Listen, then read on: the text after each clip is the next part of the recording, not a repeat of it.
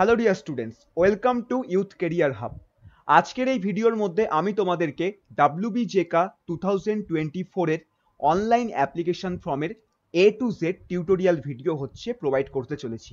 আজকের এই ভিডিওর মধ্যে আমি তোমাদেরকে দেখাবো কিভাবে তোমরা জেকা MCA 2024 এর অ্যাপ্লিকেশন ফর্মটিকে সম্পূর্ণ ঘরে বসে নিজেদের মোবাইল ফোন অথবা ল্যাপটপ কম্পিউটার থেকে A to Z fill up করতে পারবে। এই ভিডিওটিকে তোমরা প্রত্যেকে অত্যন্ত মনোযোগ সহকারে দেখবে, লাস্ট অবধি দেখবে, যাতে কোনো প্রকারের অ্যাপ্লিকেশন ফর্ম ফিল আপ করার টাইম ভুল ভ্রান্তি না হয়। এবং যদি তোমরা এখনো অবধি আমাদের চ্যানেলকে সাবস্ক্রাইব করে না থাকো, তাহলে কিন্তু অবশ্যই ইউথ কেরিয়ার হাবকে সাবস্ক্রাইব করবে, বিকজ এখানে তোমরা জেকা MCA ওরিয়েন্টেড যাবতীয় ভিডিও 2024-এর জন্য আগামী দিনে কিন্তু পেতে চলেছো। এর পাশাপাশি আমাদের কিন্তু খুব শীঘ্রই জেকা MCA 2024-এর একটি মক টেস্ট পেপার লঞ্চ হবে, যেটা সম্পূর্ণ তোমরা ফ্রিতে ডেমো হিসেবে তোমরা অ্যাটেন্ড করতে পারবে, যেটা আমরা অবশ্যই তোমাদেরকে সমস্ত ভিডিওর মাধ্যমে আপডেট প্রোভাইড করে দেবো। সো এই বছর কিন্তু ইউথ কেরিয়ার হাব জেকা MCA এর জন্য অনেক কিছু তোমাদের জন্য প্রোভাইড করতে চলেছে। কাউন্সিলিং থেকে শুরু করে তোমাদের জেকা MCA এর এক্সাম প্যাটার্ন, সিলেবাস, ক্লাসেস সবকিছু হবে। তো অবশ্যই আমাদের চ্যানেলটিকে কিন্তু তোমরা সাবস্ক্রাইব করবে, ঠিক আছে? তো এই মুহূর্তে তোমাদের কিভাবে online application form fill up করতে হবে, তার জন্য তোমাদেরকে সবার প্রথমে WBJEE যে আছে তার অফিসিয়াল ওয়েবসাইটে আসতে হবে, যার লিঙ্ক ভিডিও ডেসক্রিপশন বক্সে পেয়ে যাবে।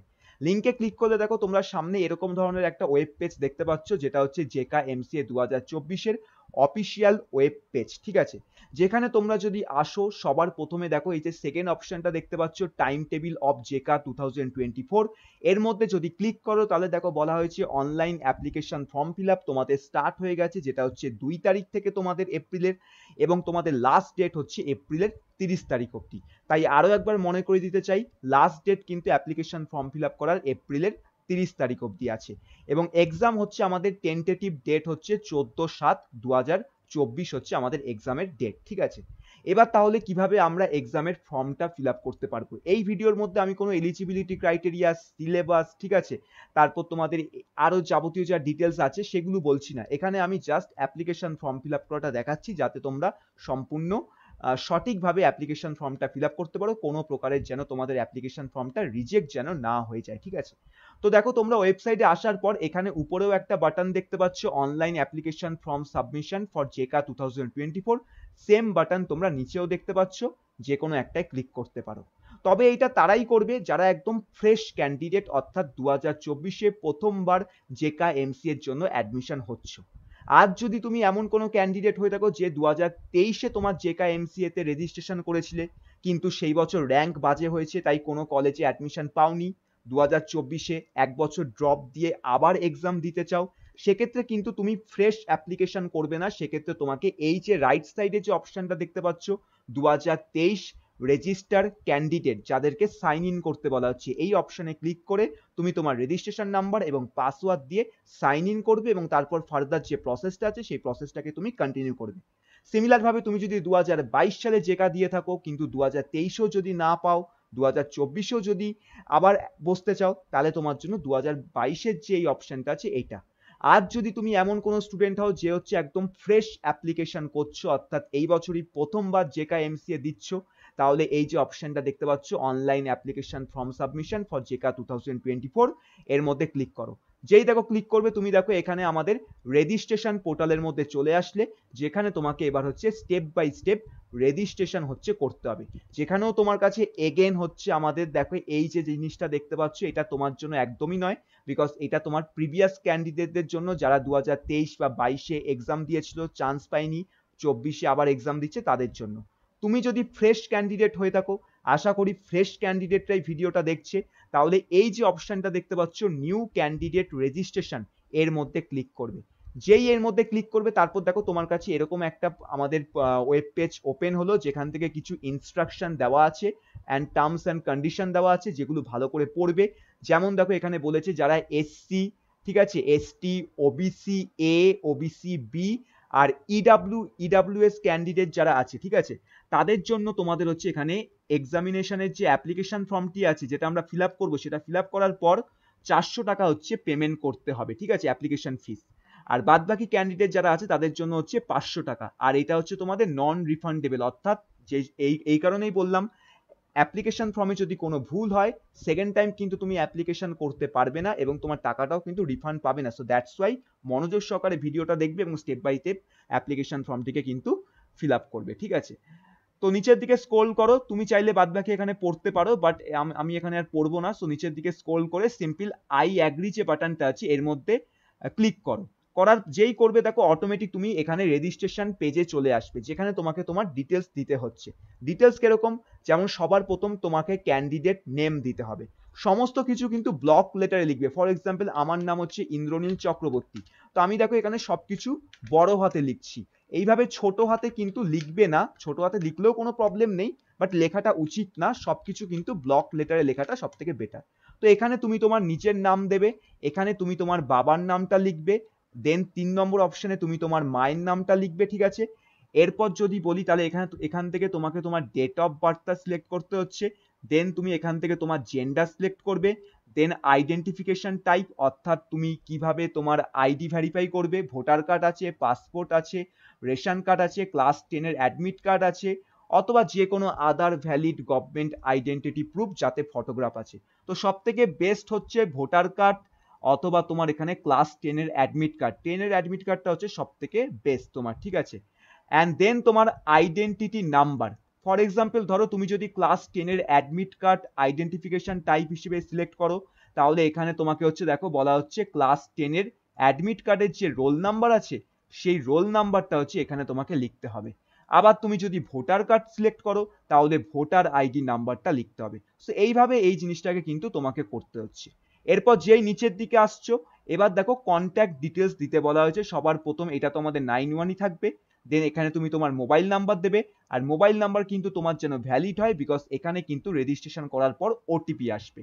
দেন তোমাকে তোমার ইমেল আইডি দিতে হবে, এটাও কিন্তু যেন ভ্যালিড হয়, বিকজ এখানেও ওটিপি আসতে পারে, ঠিক আছে? দেন তোমাকে 3 নম্বর যেটা করতে হবে সেটা হচ্ছে পাসওয়ার্ড তৈরি করতে হবে। সো এখান থেকে তোমাকে একটা ভালো পাসওয়ার্ড তৈরি করতে হবে যার মধ্যে নাম্বার, অ্যালফাবেট এবং স্পেশাল ক্যারেক্টারের কম্বিনেশন থাকবে। দেন সেই পাসওয়ার্ডটাকে তুমি কনফার্ম করবে।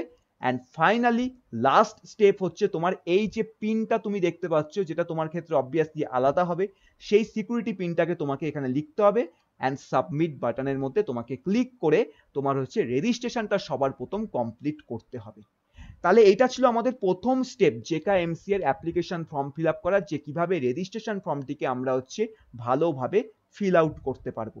এবার আমি সমস্ত ডিটেলসগুলোকে আগে ফিল করে দিই, তারপর হচ্ছে তোমাদের সঙ্গে আমি দেখা করব সাবমিট বাটনে ক্লিক করার পর।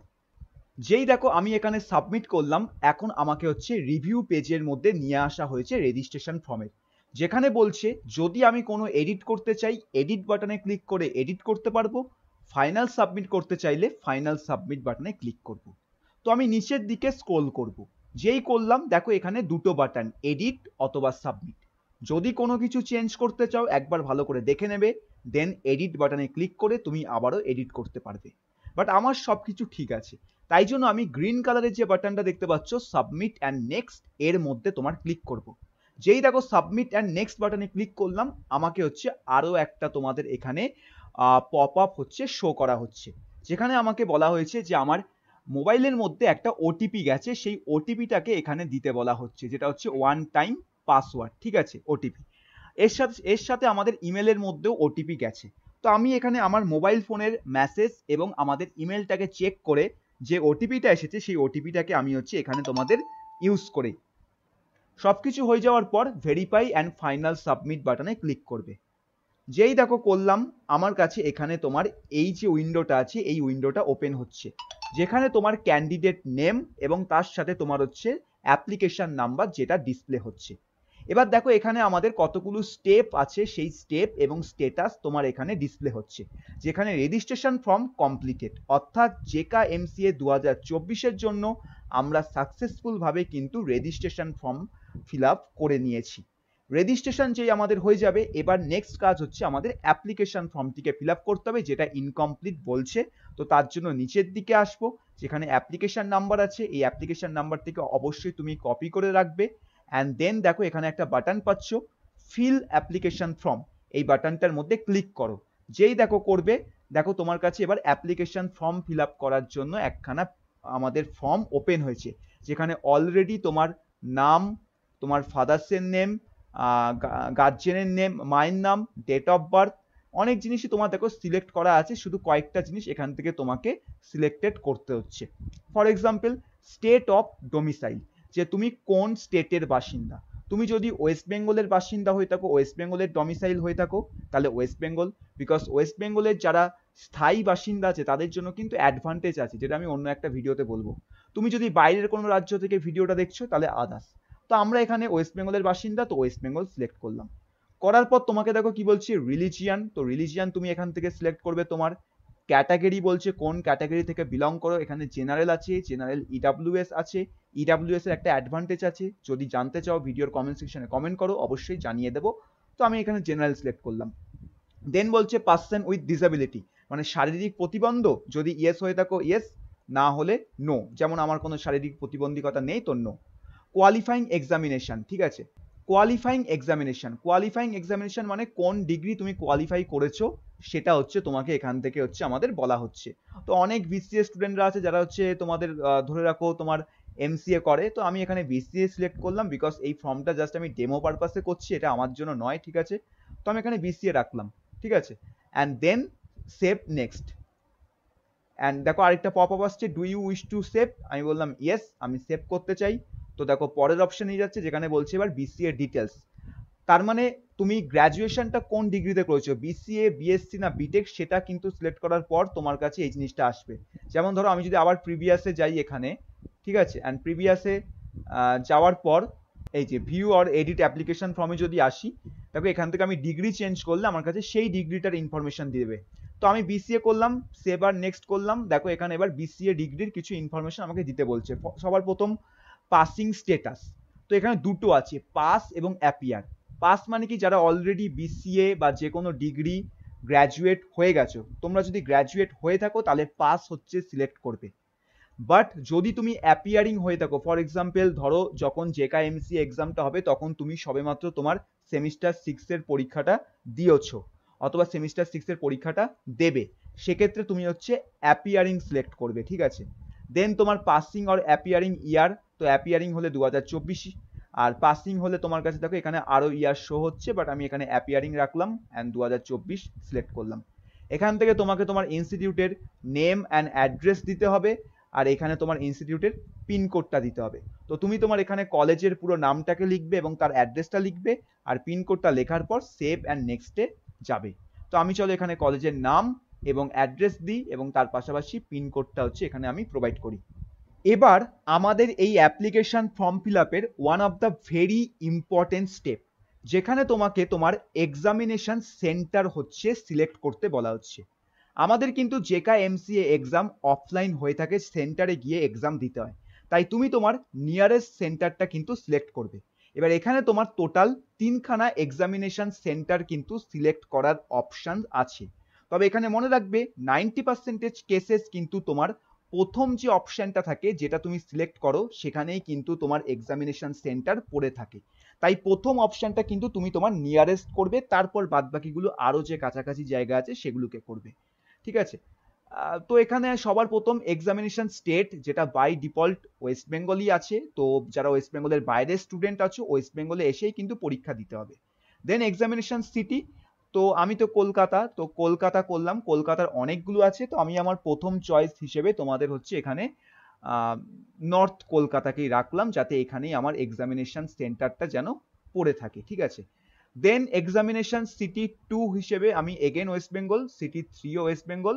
এখান থেকে ধরো আমি তোমার যদি আমি এখানে বারাসাত একবার সার্চ করি, ফর এক্সাম্পল বারাসাত, না বারাসাত আমার আসছে না, তাহলে নর্থ 24 পরগনা যদি লিখি, হ্যাঁ নর্থ 24 পরগনার দিকে ব্যারাকপুর কাছাকাছি পড়ছে, তো ব্যারাকপুর চয়েস করলাম। দেন এগেন আমি এখান থেকে কলকাতা হচ্ছে সল্টলেক বা নিউটাউন, ঠিক আছে।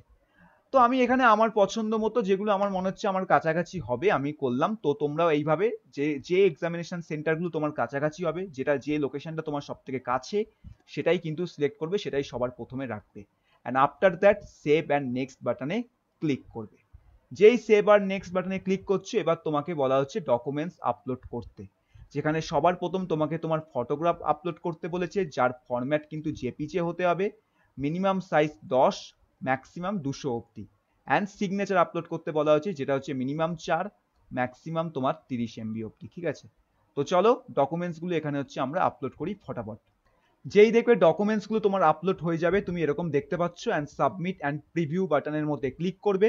তাহলে দেখো তুমি এখানে যতগুলো ডকুমেন্টস আপলোড করেছো তার প্রিভিউ হচ্ছে এখান থেকে দেখতে পাবে। ঠিক আছে, অ্যান্ড দেন এখানে তোমাকে ভেরিফাই করতে বলা হচ্ছে। সো এই দেখো সেলফ ভেরিফাইড, তো এই বক্সটার মধ্যে জাস্ট ক্লিক করে চেক করে দেবে। সিমিলার ভাবে সিগনেচার ক্লিক করে চেক করবে, and then final, save finally and next যে বাটনটা আছে এর মধ্যে ক্লিক করো। ঠিক আছে, অ্যান্ড দেন এখান থেকে ওকে যেই দেখো করবে, তোমার এখানে ফাইনাল ভাবে এখানে সবকিছু অ্যাপ্লিকেশন ফর্ম ফিল আপ হয়ে গেছে, যেটা তুমি একবার উপর থেকে নিচ অবধি ভালোভাবে হচ্ছে দেখে নেবে। ঠিক আছে, অ্যান্ড দেন দেখো এখানে সেলফ ডিক্লারেশন আছে, তো অবশ্যই এখানে ডিক্লারেশন করবে। সো চেক করবে, করার পর সিম্পল হচ্ছে তুমি কি করবে, এখানে আমাদের এই যে বাটনটা দেখতে পাচ্ছ, আমাদের সেভ অ্যান্ড ফাইনাল সাবমিট, এই বাটনটার মধ্যে ক্লিক করবে, অ্যান্ড দেন তোমার এখান থেকে ইয়েস, তো ইয়েস এর মধ্যে ক্লিক করবে। যেই দেখো করছে এখান থেকে দেখো তোমার registration form complete, application form complete, qualification details, contact, exam, everything is now complete. তো লাস্ট স্টেপ হচ্ছে তোমার এখানে রেজিস্ট্রেশন ফি যে আছে, সেই রেজিস্ট্রেশন ফি কে তোমাকে পে করতে হবে অনলাইন। তার জন্য তোমাকে এই যে বাটনটা দেখতে পাচ্ছ, এই বাটনটার মধ্যে তোমাকে ক্লিক করতে হবে।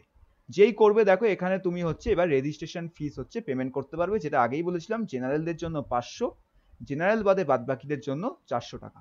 তো এখানে সিম্পল অনলাইন পেমেন্টে সিলেক্ট করবে, অ্যান্ড এই যে বাটনটা দেখতে পাচ্ছ পে ফি, এর মধ্যে ক্লিক করবে।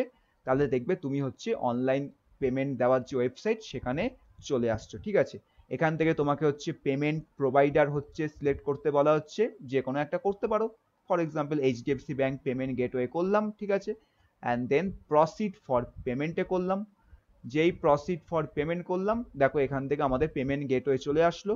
এবার যে মাধ্যমে তুমি পেমেন্ট করতে চাও তুমি পারবে, তুমি চাইলে নেট ব্যাংকিং করতে চাইলে net banking, debit card credit card করতে চাইলে debit card credit card, UPI দিয়ে করতে চাইলে ইউপিআই, অথবা তুমি হচ্ছে এখানে স্ক্যানারের মাধ্যমে যদি স্ক্যান করে করতে চাও তাহলে এই যে স্ক্যানারে ক্লিক করার পর জেনারেট কিউআর, আর এবং এখান থেকে তুমি হচ্ছে স্ক্যান করে ইজিলি হচ্ছে পেমেন্ট কিন্তু করতে পারবে। ঠিক আছে, তাহলে এই হচ্ছে বেসিক্যালি আমাদের তাহলে কিভাবে তোমরা এখানে অ্যাপ্লিকেশন ফর্ম ফিল আপ করতে পারবে তার কমপ্লিট প্রসেস।